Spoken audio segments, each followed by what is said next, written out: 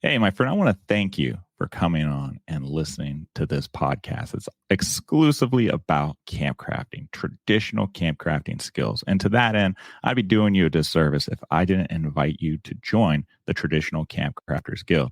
Now, the Traditional Camp Crafters Guild is an incredible community of people who like camp crafting skills. If you're thinking bushcraft, hiking, backpacking, whittling away around the campfire, setting up tents, things like that. All these things are combined. So if you are ready to embark on a journey into a timeless world of traditional campcraft, then look no further. We are thrilled to invite you to join us. Now, what this community includes is network opportunities. Connect with fellow enthusiasts and seasoned experts passionate about traditional campcrafting. There's exclusive events just for the members. You can gain access to members-only gatherings and workshops designed to elevate your outdoor skills. And of course, we have roundtables with question and answer sessions. Engage in insightful discussions and pick the brains of industry leaders during our interactive sessions. And there's an incredibly large and ever-growing resource library. Unlock a treasure trove of guides, tutorials, and resources to enhance your knowledge and expertise. And what kind of guild would we be if we didn't have skills development? You can hone your craft with hands-on training and challenges and guidance from seasoned camp crafters, ensuring you're prepared for any wilderness adventure. So don't miss out on this chance to immerse yourself in a community dedicated to preserving and celebrating the art of traditional campcraft. All you have to do is go to honorableoutfitters.com/join the guild. Again, it's honorableoutfitters.com/join the guild. You can check it out for 5 days. There's no obligation. It won't even ask for your credit card unless you decide to continue. So go ahead, poke around and see what you find. And we can't wait to have you sitting around the campfire with us with your cup of coffee, hot cocoa, or warm tea, or whatever it is you drink. We are waiting for you. All right. Sit down, grab that cup of whatever, and let's get going on this week's episode. Welcome to this awesome roundtable experience. We've got Richard Harleman from Over on the Wild Side who's joining us today. And Richard has been on the channel before, and he talked to us about his background and his interests and things. And we just touched barely on his off-grid living. And this time, thank God he's coming back, because he's actually going to talk to us more about the off-grid lifestyle, but also his approach to taking history and contemporary living, blending the two, and getting the most out of it. So, Richard, man, I appreciate you coming back on, brother. Hey, I'm glad to be here. So those of you who are joining us, this is live, which is pretty cool. We're going to save all of the questions until the very, very end. And we'll leave about 15 minutes of that for you to answer anything that needs to be done. And we appreciate any comments and questions that you guys have. That way I can field it with Richard. So, Richard, getting started, man. Getting started. Now, the last time we interviewed, you said you were into living history and in high school and then college and things like that. And we did a deep dive into that. But now at your point in life, you're taking history and you're blending it with contemporary lifestyle. I'm not saying you're living like a king with all the comforts of a home, but actually vice versa. You are taking the best parts of both worlds and blending them. What's your journey there? Like, how did you get started in that direction, for those of us who may not want to go all the way, but at least start possibly figuring out a way to blend both? Well, I always say simplification is the first step, like minimizing, simplifying. That's reducing what we do is huge, and took a long time for me to figure out, because I was probably worse than most. I envied a friend of mine who, when a bunch of us were living together as roommates, and we all had to move out. And one of my friends, he just had like a suitcase and a mattress. And I was so envious of him. That was years ago. It's taken me. I'm still trying to reduce down. I'd like to be able to just like live out of my car and be fine, or like live out of my camp. But anyway, that's my point. Mainly reducing. It's amazing how much we think we need in normal life. And then little by little, I've just been getting rid of more things. Like it just pop in my mind, do I really need that? And then not like I'm going to try to go without it, but then the challenge is presented in my mind, and then I pursue it. And so that's how it works for me. I keep cutting more and more out of my life. Now, you used a key word there. You said challenge, and there's a theme in a lot of your videos on your channel that you approach going outdoors as a challenge. Now, were you always adventurous like that? I think so. To me, I'm just normal, but I've got enough feedback from people over the years that I guess by some people's standards, I'm pretty adventurous. Some people have even said I have a lot of courage, and I've never accused myself of that. But yeah, I think it was mainly my brother. I'm the youngest of three kids, and my brother is the middle, and he's about a year and a half older than me. And so he was the adventurous one. He always was coming up with ideas, and then me and my friend would just do whatever my brother came up with. And looking back, we did all kinds of crazy stuff, and a lot of kids, I guess they didn't. And so I don't know. Yeah, I guess so. My dad was quite adventurous. So you've always been that way, or at least you had a natural tendency for that. So I am not all that adventurous, to be honest. Like I have to have some type of motivation to get me there. What kind of suggestions would you have for someone like me to help us push ourselves a little bit further, maybe out of our comfort zone?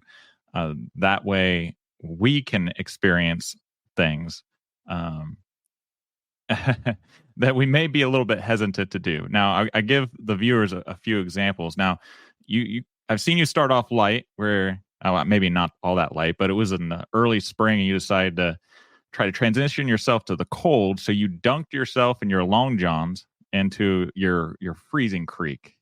And I remember a couple videos where you went out overnight and you're trying to figure out your bedding system, and you're trying to figure out your tarp and tenting system, and it got down in the single digits. So what suggestions would you have for someone who may not like want to go all the way there all at once, but to transition into that kind of direction so that they can challenge themselves and grow and improve themselves? Yeah, I believe in the baby steps. Like that's been huge for me, as sissy as that sounds. But, okay, well, I like to say this. I used to watch outdoor videos, recently when I was getting back into this lifestyle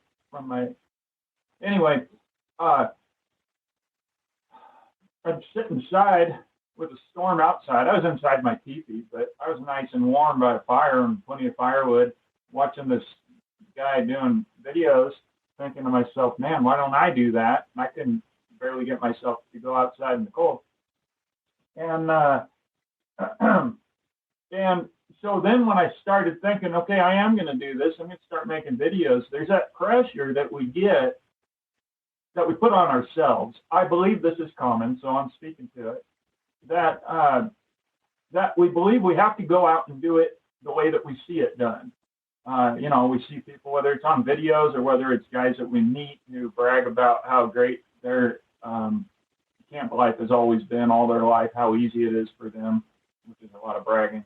But so we put all this pressure on ourselves that if we're not that, then we're not doing it right, or that we're not man enough. Maybe we're not that blatantly, calling ourselves out that blatantly, but, we just feel like we don't add up. And so finally I was sitting in my shed, my cabin, and I just kind of threw that off my shoulders and decided, you know what, I'm just going to do whatever I want. And that's why, like a couple of those camps that you mentioned, where they were just like a couple 100 yards off my property. And so that way when I guess I did stay out on those the whole night, but I decided to myself, you know what? I'm just going to make coffee in the morning. I'm not going to cook breakfast. I'm just going to wake up, make coffee, and go home. And, screw any outside standard that I'm going to put on myself. And, we got to challenge ourselves, but it's okay to do it little by little, I guess, is the point. Whether it's like, there's a whole lot of people who can get in the water a lot better than I do. And so it's kind of like that attitude of, well, I can't do what they're doing, so I shouldn't even bother. Instead, well, I'm just doing it my way, little by little. And you just got to tell yourself that's okay. Take control of your own life. That's the beginning. What's your approach to setting goals and approaching those goals and achieving those goals? Funny you should ask. I don't do that anymore. I quit. I grew up religious, and man, they like to put a lot of pressure on you. At least for me, that was my experience. You have to have goals. You have to have, you have to meet this standard by this time in your life. Man, I wish I would have not listened to all that. I don't set goals. I have ideas and visions of what I would like, but the funny thing is, what I have found in my life is I don't know enough to know what's best for me. And so why am I going to set this goal when, like, let's say I set a goal for a year, 3 months into it, I realized, you know what, that was an ill-informed goal that I set. And now I'm going to go off in this direction. So if I'm holding myself to that goal, then I'm not freeing myself to go in the direction that I'm learning. So in other words, every day I'm learning and growing more. And so why should I make a decision now that in the year I have to hold to when in 3 months I'm going to know a lot more than I know right now? Hope that's not too confusing. No, I don't think so. Would you say that your vision, in a way, not to get into philosophy or anything, but would you say that your vision really is a goal? Like you are wanting to acclimate yourself to cold weather. So that's a goal, right? And you baby stepped it. And like you said, I remember several videos. You're very honest with your viewers, which I love your integrity, because you tell them straight up, especially at the end, like, well, I wasn't able to stay out this whole night because it got so cold, or something happened to the dogs, or the coyotes came around and I was afraid they were going to eat my horse or something. But there's your vision, at least from your series that I've seen, you did your baby steps and then you would alter it, right? So you still achieved your vision or goal. Would you say that those are about the same? Yeah, very similar. It's just that I've had training, like I did this personal development training when I was still a realtor, and they were hyper focused on goals. And so to me, there's a lot of baggage, or to me, in the culture of goal setting, it's like something more specific, where you set a goal and then you clarify steps that you're going to take. Mini goals, smaller goals that set you up to achieve that goal, where it's kind of a formal process. So that's kind of the difference that I'm making versus like, oh, hey, we got cold weather coming up. And all of a sudden in my mind, I start thinking, hey, I could set up a tent. I could go out there and experiment with a tarp tent, make the best out of this. Yeah, I'm going to do that. And then I go out and try it. And, if I was ready there. If it didn't work as well as it did on those first ones, I would have just given up and sat by the stove. So it's more like just, hey, I could try this kind of an approach that I have. And rather than this is my goal. Like in weightlifting, that's very well known for you set goals. Like my goal is, I don't even know the weights, 800 pounds. So I'm going to start with benching I don't know, deadlift, I guess, my body weight. And then when I can do that, I'm going to increment of 25 pounds or something. However they do it. It's very much about goals versus, like I say, I just get an idea, go out and try it. I guess overall, I want to do cold acclimation, but I don't say within 2 years, I want to be able to stand outside in 0 degrees for 30 minutes. I mean, I don't set that kind of thing. I'd probably progress more if I did that. I got you. I think I understand. I think we're speaking the same language, and there's definitely in the corporate world this whole idea with like SMART goals and everything's broken up and micromanaged and things like that. But I think I feel what you're saying. Your vision is what guides you, and if you don't necessarily achieve your vision, it's not going to impact you in a negative way. Whereas a goal, because of the weight of it, you can feel like a failure. Am I putting words in your mouth? But is that kind of what you're saying? Like the weight of goals? Yeah, well, I don't want to. Yeah, I mean, there's probably some pressure about the failure. There's a lot of that kind of pressure. More of this comes from my philosophy of intuitive living that I'm working on, that I've seen lived out, and that is something that I'm trying to develop. So it's more like, I think mainly the big difference is the freedom to be able to learn and adjust and course correct, you might call it, where, tomorrow this experience that I'm going to do, so I get an idea in my mind, I go out and try it. Now I'm a new person from that experience. And so now I'm going to have I'm going to have more experience to make my next move, which I didn't have when I started and might have made my goal. So I have to stick rigidly to that goal because I set it up as a goal rather than, hey, tomorrow, the experiences I go through today make me a new person tomorrow, and therefore tomorrow I know better about the next direction to take than I do right now. All right. I think I got you. So let's switch gears a little bit. Your vision of historical camping, historical adventure mixed with contemporary camping and contemporary outdoor adventure. Where do you find the balance between those two? Still finding it, I guess. So the historical, I guess what you could say what limits me on the historical is time and money. I guess the reigning principle in my life is simplicity and efficiency. And the Victorian times were not that. They were actually opposite that. Mark Twain called it the Gilded Age. And, gilded is kind of like Las Vegas, where things are for show.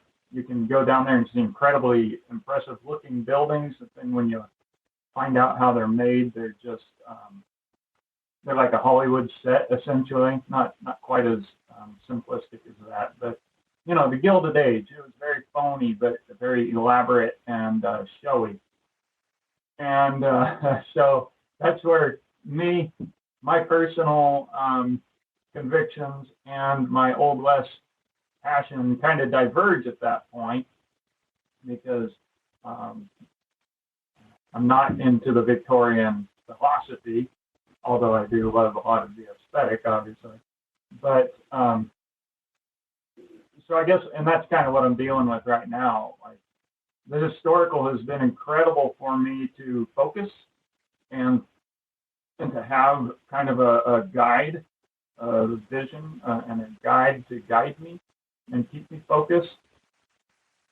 But now that I've been doing it for a long time, like I say, I find ways to simplify my life that kind of diverges from that, like clothing. Like clothing is a great example.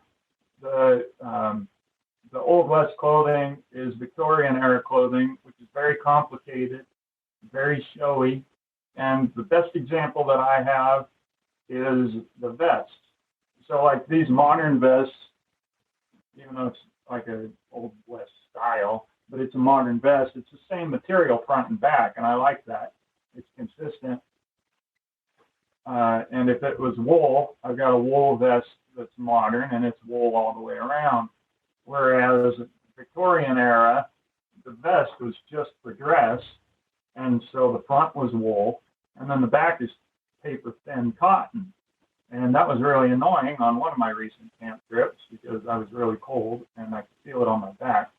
And so that kind of thing, I just don't like that. I love it as far as like the aesthetic, and I appreciate Victorian era.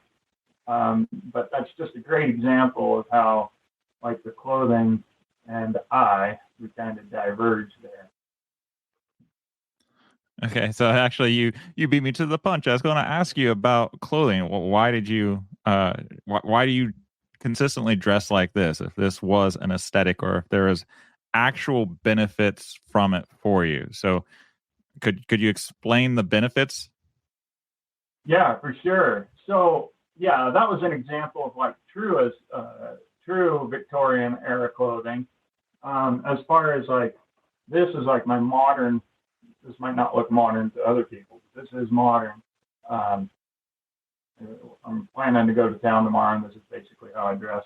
Like wool, I love natural fibers, and obviously back then they had natural fibers. I don't believe they had any polyester yet. So I love wearing wool, natural fibers. I love vests. I love the look of them. I love the pockets and the practicality, especially if you're in your car or on a horse and you got your stuff in your pockets. The bandana is great. It keeps a shirt's expensive and hard to come by when you got a nice one, and the neck gets dirty really fast.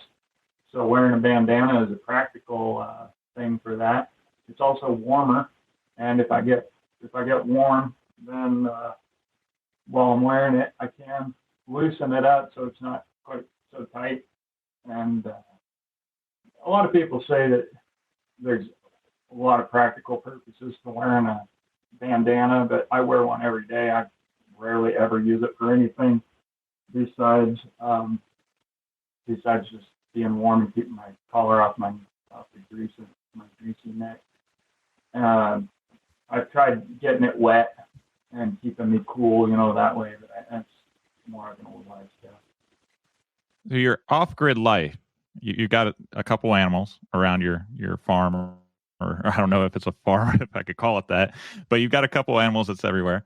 And you last year, might have been the year before, but I think it was last year, where again you did a series on meat preservation. Now, did you originate that idea out of necessity, or was it an idea from something that you learned again from history, or is this more of a contemporary thing to deal with the off-grid living lifestyle that you're trying to accomplish? Oh yeah, so mostly that was just me wanting to be simple, and so getting rid of refrigeration means how am I going to deal with this meat? And drying is the easiest way. I'm in a very arid climate, so drying is very easy to do and easy to store. And then as I was doing that, then I ran across references like one guy, I can't remember who wrote it, but they were traveling across I think on the Oregon Trail. And he talked about how out there they could keep meat fresh for months or weeks, 6 weeks, maybe it was, 2 months. Where, back east and in most of Europe, especially England, where a lot of our people came from, it's very humid. And so back east, so they have to do things like dry aging, where they grow a protective mold on it to keep it from going bad, and stuff like that. So when they came out here, they started to notice that the meat just stays good. But that wasn't like what gave me the vision. It was more that I was just trying to preserve meat. And I watched Townsend's and all of his techniques are originated back east, like I say, in Europe. And so they're very laborious, intensive. I tried to do salt for a while, but then you got to buy something. And so I'm trying to cut out everything that I can that I have to buy. So again, that's why I went to drying. And so, yeah, the techniques out here are just different from what they did back east. So it was more out of wanting to live a simple lifestyle, but that happens to fit in with. Well, actually, I haven't run across a lot of references of people using dried meat, to be honest. I don't know that it's actually, I might be making my own reenactorism with that. When you, or actually, what is your process when the meat thing was just happenstance? It sounds like it was just accidental. When you live out in the middle of nowhere and you're trying to live this simplistic life and you have some guiding principles, can you tell us where some of those guiding principles come from and how we could possibly utilize some of those guiding principles in our lives to simplify it, but especially in the outdoor adventure world? What are some tools that you've learned or methods that you've learned for processing information or guiding the direction that you want to go with your lifestyle? Oh, that's a tough question to answer. It's a good question, but it's a tough one to answer. I think that my main one is that I crave simplicity and efficiency. And so I guess, okay, so there's this book that I've got that I love to tell people about. There was a guy, one of the first of 3 white men to come to my valley, and he wrote about his travels. And somehow, when I was reading about it, he did things like when he was young, because he came here when he was like 18 or 19 or 20, because he came with his older brother and another guy. And he did things that were just, kind of silly. Like he wanted to go to a dance, and it was a two days ride, and it was a New Year's Eve dance. So, the dead of winter into the mountains. Well, he started feeling lonely and decided, like, last minute, hey, I want to go to that dance. So he made it in the day. He forgot to take a coat. He forgot. And so, and he rushed and he made it to the dance, and he was frozen, but he was really glad he went. And it's a great story to read about. And so that I give that as an example of how a lot of his travels were. Obviously, I think eventually he got a lot more competent. But he did a lot of that kind of stuff. And I'd read about that thinking, man, he's not encumbered like we are. I got into backpack camping when I lived in Seattle. I'll always be grateful to my friend who got me into that. But nonetheless, if I remember right, my pack was 55 pounds. And I just think back to that and think, my goodness, I could have done that with probably 20 pounds or 25 pounds. So I guess that created the vision or the idea. And I think it's a lot of that's just my propensity towards simplicity and my craving for simplicity. And so that's kind of the thing that guides me. And so when I go out, it's on my mind, I guess. I'm just always challenging. Do I actually need that? Like, there's so much talk about axes, and yet I've done most of my my camping without an axe, because usually if you can't break it with your leg for firewood, you can just drag it onto the fire and just keep shoving it in. So you don't need anything to cut firewood. Honestly, most of my camp trips, I don't even use my knife. No way I'm going to go without a knife, though.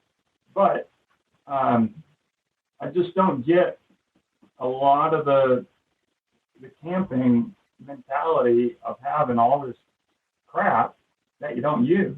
And funny enough, somebody even made fun of me on a comment somewhere saying, "Oh, this guy doesn't even carry an axe or tools.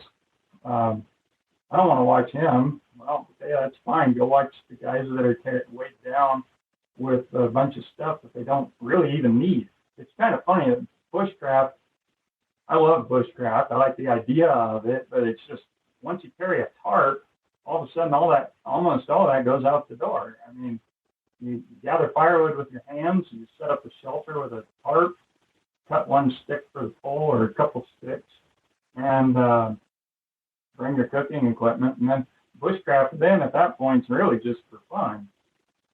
I mean, I didn't get into it that way. It's just kind of what I discovered along the way.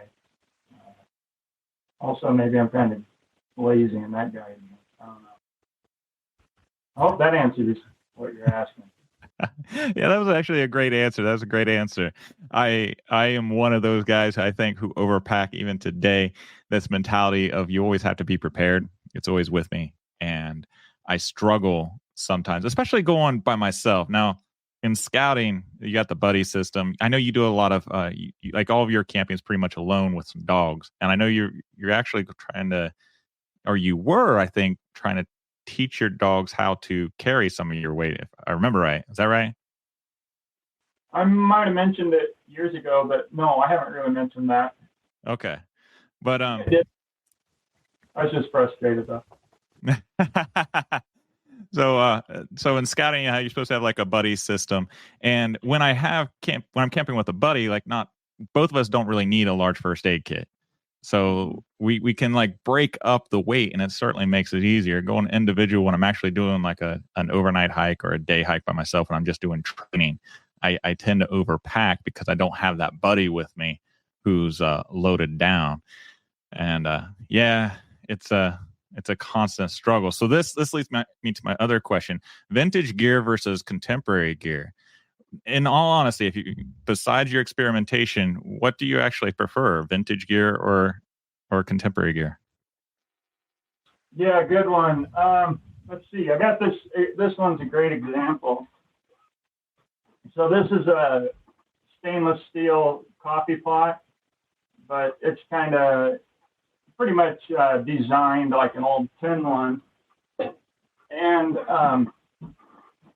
that's one that I'd love to use tin, and eventually, if I come into some money, I'll get a good tin setup. I mean, I have a bigger one, but that's my small personal one for trips. And stainless steel just makes so much sense.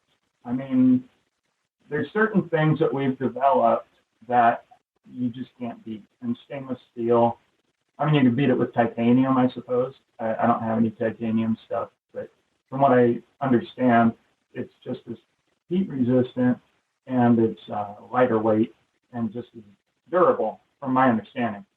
And so, but the point is, none of the old stuff competes with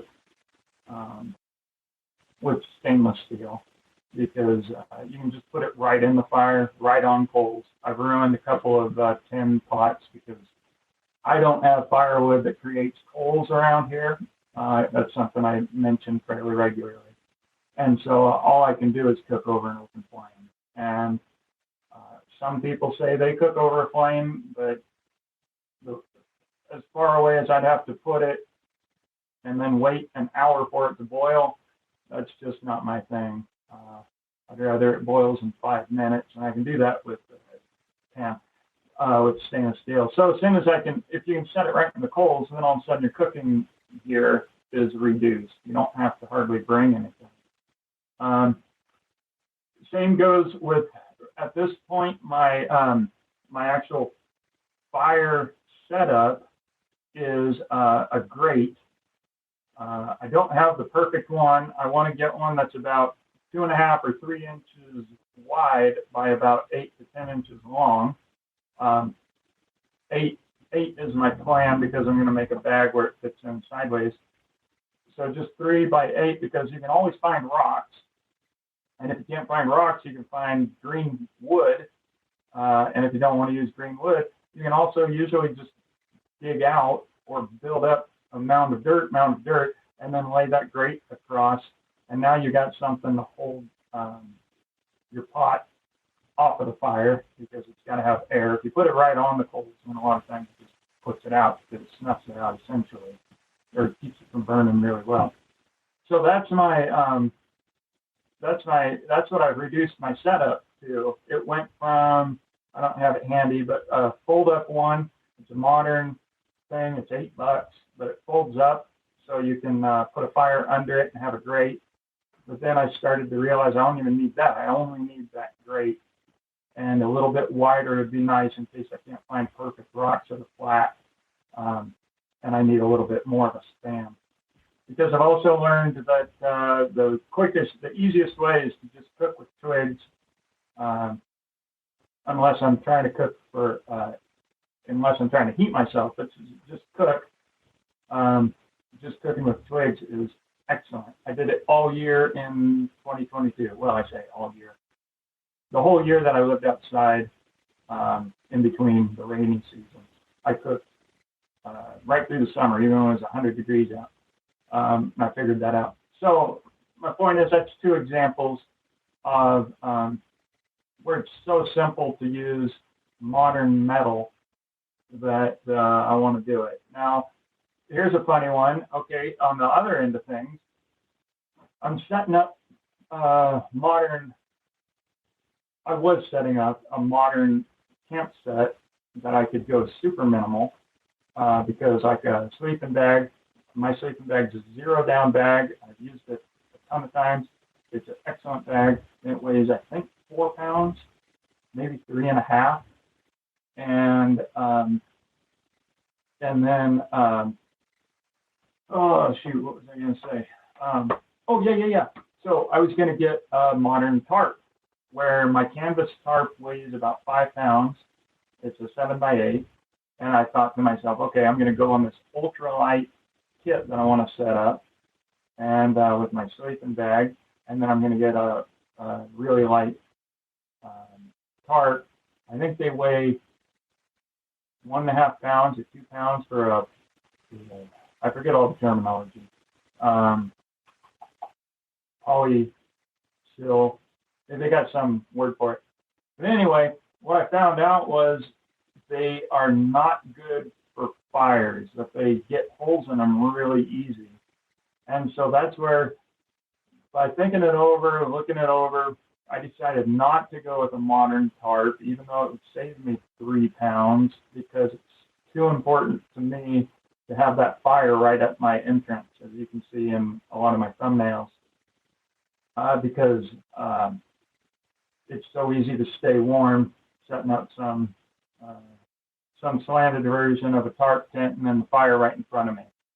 And when I do that correctly, I can be in a t-shirt in 30-degree weather. But if I have a tarp where I can't get, where it gets holes in it way too easy from fire, then I'm not going to take that risk. So that's where I've decided, in my opinion, the canvas tarp makes more sense. So more of the old-fashioned, in that regard, to me, takes over. Same with the clothes, as far as like the natural materials. I'll take this over wearing plastic clothes any day. So there's probably some other examples. That's what I could think of right now. What about how to carry the load? I know you have tried many different methods, and in your videos, from packing it on your horse, but also packing up your tarp and everything and making a bundle and using rope straps, throw that over your shoulders and everything. For your preference, and maybe for someone who's starting out, and this might seem kind of obvious, but we started this episode at the very beginning talking about aesthetics. There's an appeal for historical camping or traditional camping. So sometimes we make sacrifices for that aesthetic. But based off of your experiences, do you honestly prefer to take your canvas tarp in a bundle or some other method and using maybe even a historical traditional pack setup? Or do you actually prefer more of like a modern pack setup with either an internal or external frame? Yeah, that's a good one. So I when I did my backpacking, I had a sweet pack. My first pack was good, and then I got a really nice one at the REI yard sale, by the way. We camped out for those. And so I have respect for those. Like they enabled me to carry that 55 pounds really well. So there's a lot of reason for those packs, and they're very advanced. If you know how to shape them, you can shape it right to your back. And it's got that great waist and the chest hooks. But the thing is, those are wonderful when you're carrying 50 pounds, which, as I've already mentioned, for overnight now, I haven't done it with my sleeping bag yet. No, I haven't done it with my sleeping bag yet. I don't know why I didn't, but I think I could do about 20 pounds and have enough food for a few days. So at that point, it's like, well, I don't need that pack. It's overkill. I don't need whatever they weigh, 5 pound pack to carry my 20 pounds. Now, however, because I was using wool blankets, when I've tried to do a pack, it's way too bulky with wool blankets. So if I do it with a sleeping bag, I think that pack design I'm using, where I just pack it in my tarp, would work well if I got good shoulder straps, and then set it up well to tie it around my waist, because that waist support is huge for comfort. Now, that being said, for those who don't know, primarily I set up for horseback, so it's less important. But if I was going to continue going that route of having a solo option, which actually I am working on that, I got an old horse cinch. I've got like 6 of them. And so I grabbed one. It's got a buckle on each end, and then it's this nice wide mohair. And so it's really soft on the shoulder. So I grabbed one of those, and I want to set up a binding system where I can wrap my gear in a tarp with my modern sleeping bag and carry it on my side with that strap over my shoulder, and see how that works. And if it's too heavy, or if I want to go with more weight, then I want to do 2 of them. So yes, I still want to get the pack down. If people are really into wanting to do it old-fashioned style, though, that don't want to be a little more comfortable, there's a lot of people who use the baskets. They're shaped like 3 feet by a foot and a half or so. So it's a basket, and it's got straps, and it's a good setup that a lot of people use. So there is that option that apparently is historical. I think that was more of an East Coast thing for those guys.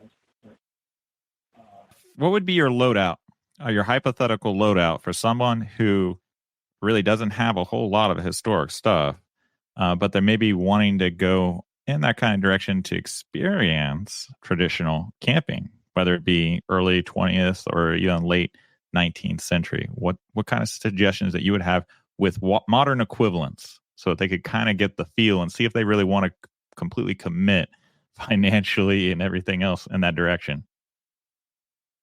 Yeah, good question. So this pot that I showed you guys, this coffee pot, it's only $15, and I love the look of it. To me, it's important what I got sitting around. So it's $15. It's lightweight. You can, in my opinion, I prefer to not carry a filter that way, because I got plenty there. I can boil water and then let it cool and drink it. Also, a tin cup is super cool, and you can get these for less than $10, I think. So the cookware is a good one to start with, because that's a big part of your camping experience, is cooking food. And so that's a cheap way to do a lot of it. But then the pans are really expensive. So just get I'd say just a lightweight pan, because, I mean, you could carry a small cast iron, but they're so dang heavy. I take that back. If somebody's really committed, there is a later style. I believe they were 1870s. They call them cold handle, because they had a different handle design, but it's still the sheet iron, so it's way lighter than cast iron, and it's not that heavy. And you can find those in antique stores sometimes, or online, and they're still pretty cheap. So a couple items of cook gear, and then minimize. You can just take a spoon. You don't have to have a spoon, fork, and a knife. You should have a knife on you anyway. Just get over the grossness of using it for everything. Because as long as you, all right, I shouldn't be giving safety tips. But anyway, so yeah, coffee pot and a pan and a cup and a spoon. I think that pretty much makes up a cook set. And I guess you would need some kind of well, it depends on what food you're taking. But that pretty much covers the bulk of your gear, because if you're not cooking, you're gathering firewood. If you're not gathering firewood or cooking, then you're probably sleeping or setting up your shelter. So a canvas tent is another good one. I would go 9x9. I've done the 8x7 for a long time. Unless you know it's going to be fair weather, then, or if you're only 5.5 feet tall, that might help too. Then you could do 7x8, 7x7, which is nice because it cuts down on the weight. But it's kind of hard to get into a canvas tarp really cheap. But a tarp tent is so useful. That might be one that somebody is willing to invest if they're committed to camping. Then a tarp tent can work either way.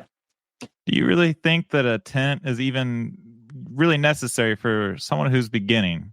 I think people that actually Sarge Vining, he said it in one of the earlier videos that I did, that we tend to pack our fears. And I've heard that before. And I think a lot of people feel like they have to have a tent because it's kind of like your fort. It protects you from, the wild bear that's going to come along and gobble you up or something. And out west where you live, honestly, you do have more concerns than what I have here in Ohio, because you've got a lot of crazy big animals out west. Here in Ohio, we're just starting to see some bobcats and some black bear, but none of the concerns that you really have. So I guess it kind of depends on regionality.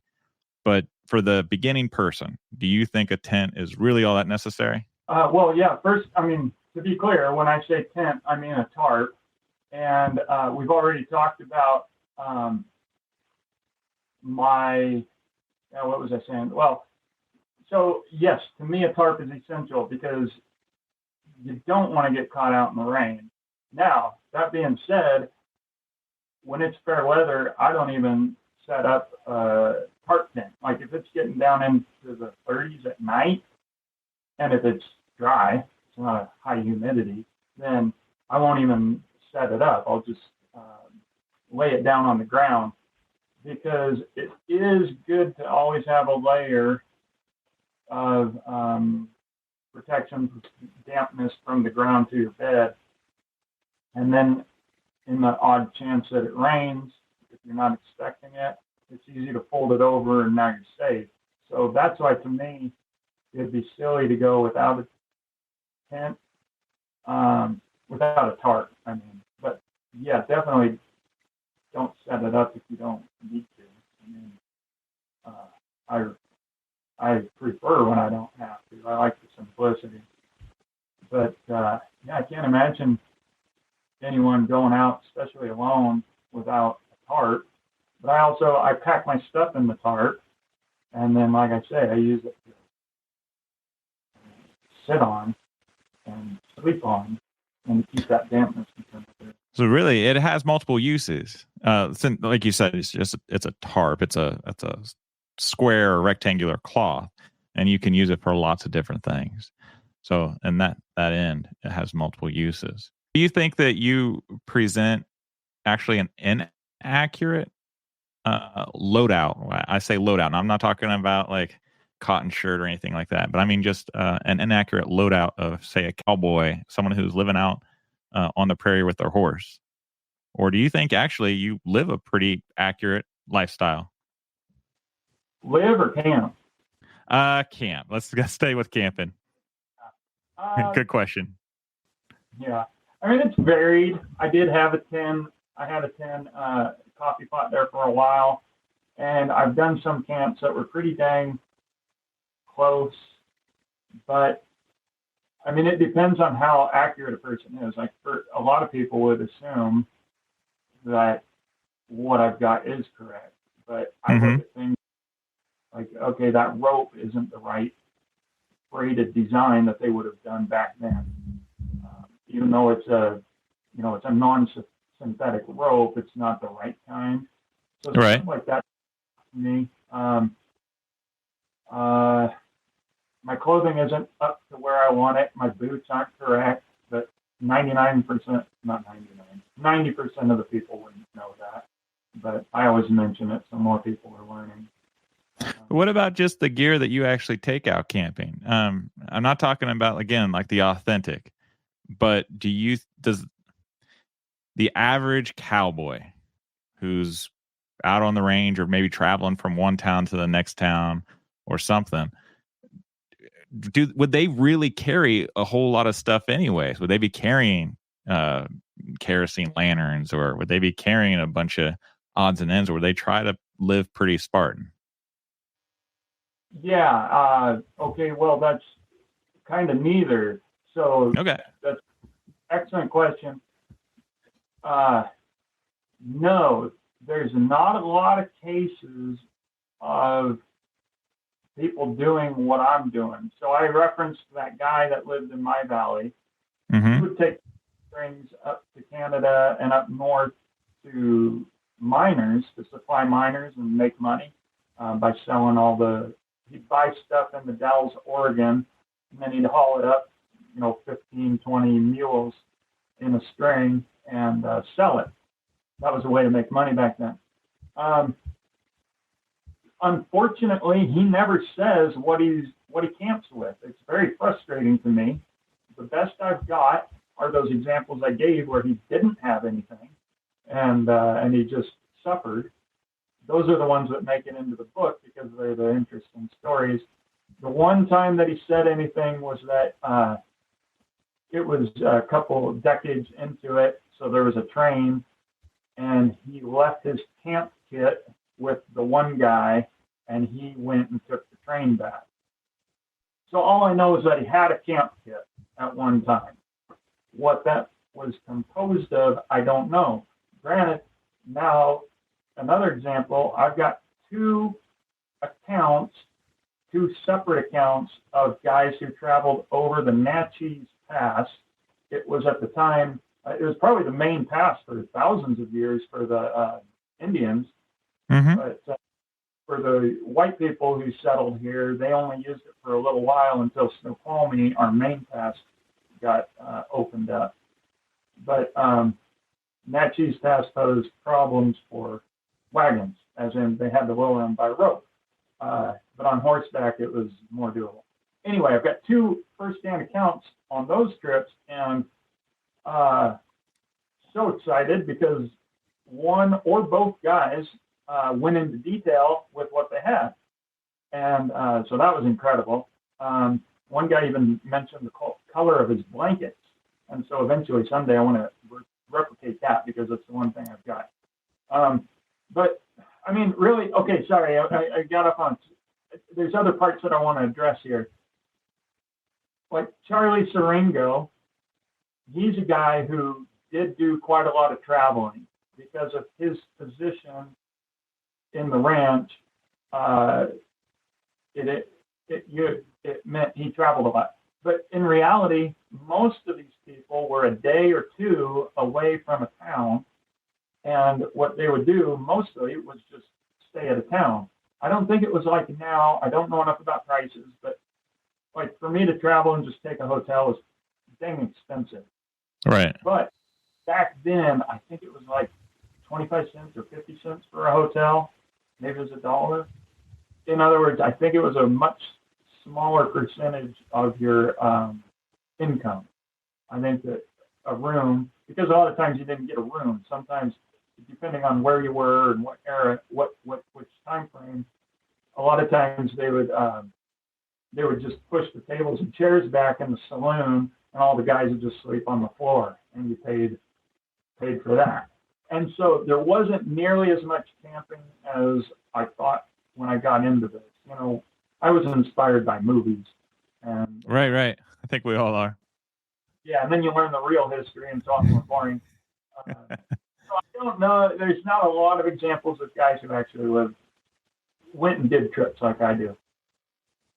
I have an extra benefit too that I didn't expect. Like my lifestyle is so close to camping to begin with that need to get out and camp, which is very real, I don't have anymore because I kind of just live it mostly. And so I sympathize with people who need to get out and camp and don't have any choice but to go where there's mosquitoes. They don't necessarily have that that I have. So that brings me up two questions I have. Those of you who don't know, Richard's actually a comedian as well. He goes on the road and he's a comic and he's pretty good at it too. You posted at one point where they were giving you a hotel and you decided to not use the hotel because you prefer more of a Spartan lifestyle. Why is that? What happened? I also didn't take the free steak dinner either.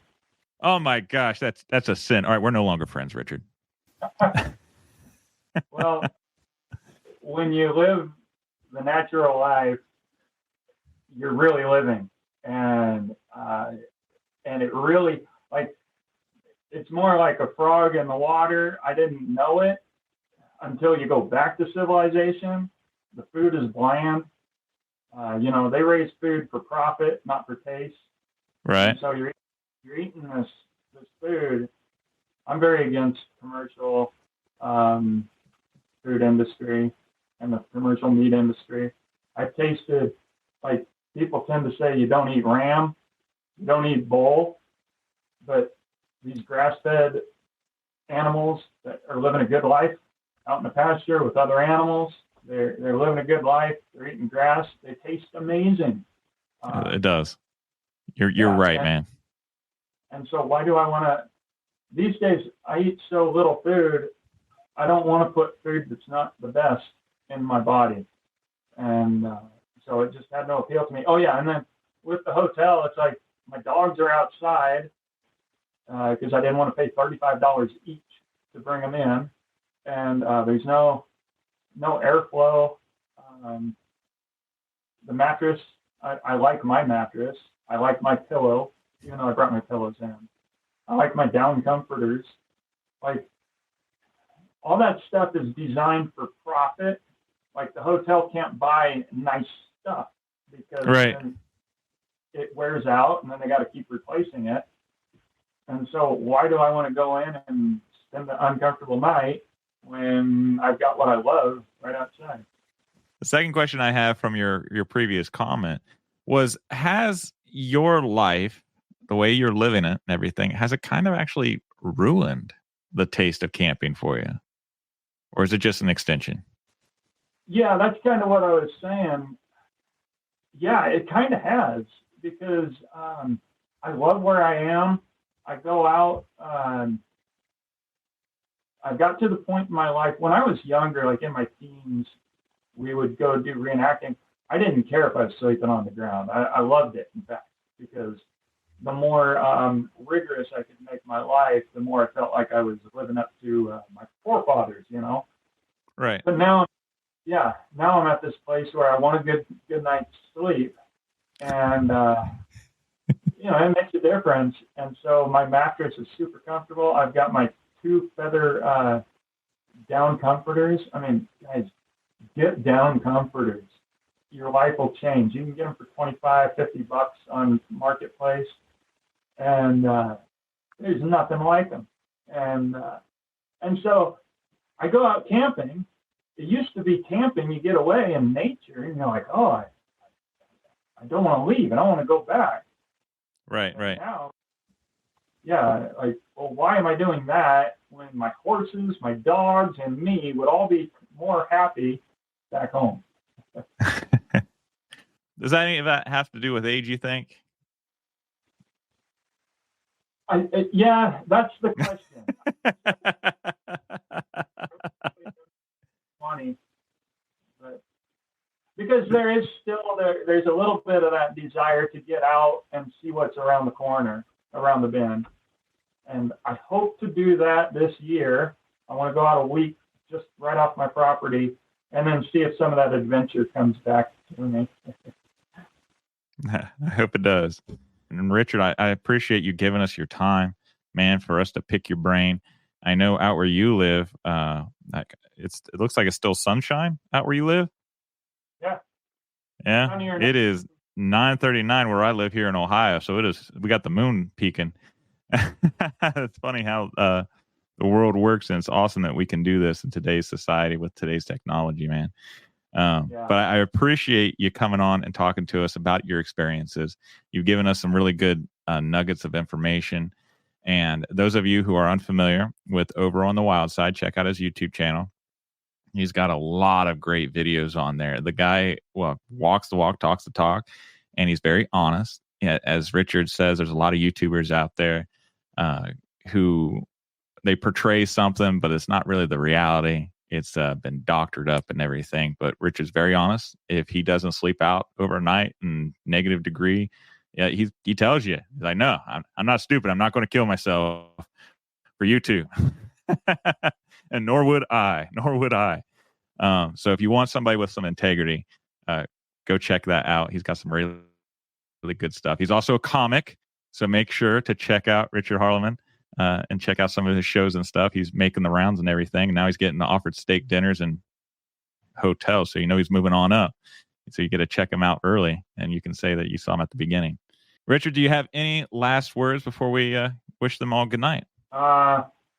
Richard Bisbee, go and like my Substack post. I'm starting to write about the difference of mindset that I have now versus civilization. And that's on Substack. So I like to talk about that. Everything that I do is over on the Wild Side. So if you want to find me on Instagram or Facebook or YouTube, it's all over on the Wild Side. So that's what I wanted to say. Awesome, guys. Well, thank you so much again. Make sure to check out the Traditional Camp Crafters Guild, because we have these bi-weekly live roundtables where we have the opportunity for you guys to ask questions and stuff, and some other events and things that's just exclusive for the Camp Crafters Guild. So, Richard, I thank you so much for doing this for us. I hope you all have a wonderful evening. Give a kiss and hug to your loved ones, and we will talk to you guys later. Take care. Thanks. Thank you, my friend, for spending some time with me today. I hope this episode was pretty useful to you. One of my goals in life is to try to get as many people out in the woods, especially developing their traditional camp crafting skills and, sharing my love of history along the way. In case you didn't know, I have a very growing and diverse way of trying to reach that goal. One of those is my website, www.honorableoutfitters.com. Now on there, that's kind of the hub of everything that's going on. I also wanted to let you know that I have a monthly newsletter. Now the monthly newsletter, again, it's not spam. I put historical articles with tips and tricks and things like that on there. All you have to do is just go to the description box or the show notes, and you can find a link on there to sign up. And I don't sell your email or anything. It's literally just to give you guys more value. And to that end, on my website, I also have a very vast library that I learned a lot from. And I want to pass on some of those traditional skills and knowledges onto you by offering that. And of course, invite you again to join the Traditional Camp Crafters Guild, because that is where you will find your kind of people. And that's kind of hard, especially as adults. Sometimes it's difficult to find people who like traditional camp crafting. And to that end, the Traditional Camp Crafters Guild was born to deliberately put people together to network, share knowledge, and hopefully get you out in the woods with others just like us. So again, thank you so much for spending time with me. I hope you guys have a wonderful week. Give a kiss and hug to your loved ones, and I will see you guys down the trail. Take care.